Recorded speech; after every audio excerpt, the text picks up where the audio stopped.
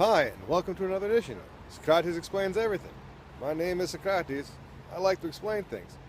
We're here on approximately the shortest day of the year. It's actually the 23rd of December, 2019. And as you can see, through the clouds, the sun is just above the building there. This is what the Dutch would refer to as an achtertuin, or a townhouse. It's basically a small garden house. We're in the middle of an area of little tiny plots of land that they make gardens at. And I wanted to show just how low that darn sun is. At its highest, it's noon. It's like almost exactly noon on the 23rd of December. And the sun's at what? 30 degrees? 35? Something like that. So if you're in Florida, enjoy the scorching hot sun, because I was there for 20 years. And this is a beautiful little place. I'll take a little look around in a minute. But what I wanted to do today was talk a little bit about not being stand-up comedy or performance or presentation. Whenever you have to do public speaking, the most important lesson is what we're going to talk about today. I've been doing comedy a couple years now, and I get a lot of new comedians who come up to me and they ask me questions, and I'm happy to answer them because I like to explain things. And the most consistent advice I'll give almost anybody who's trying to do any form of public speaking, whether it's comedy, presentation at work, whatever you might have to do, a parole hearing, you want to at least be clear with your words.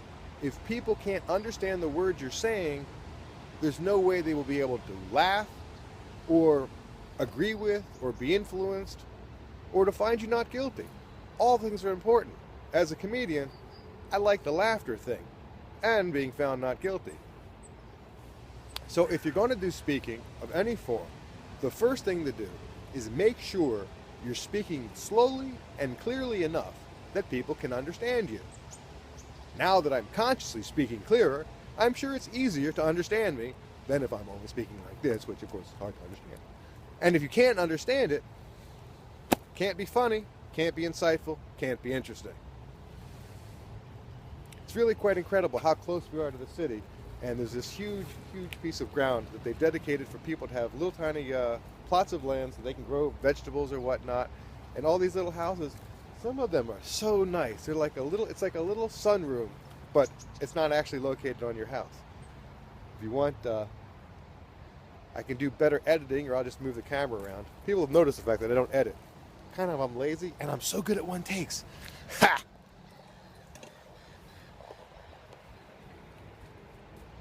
But there's all these little tiny houses, and they have a little tiny plot of land each.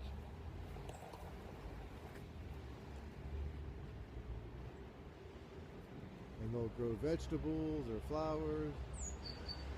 And we're just across a little piece of water from significantly major roads. We're right in Amsterdam, and yet it's what the Dutch tend to call gezellig. It's just simply nice. It's just a simple, nice place to be. I like these places. And so that's my advice.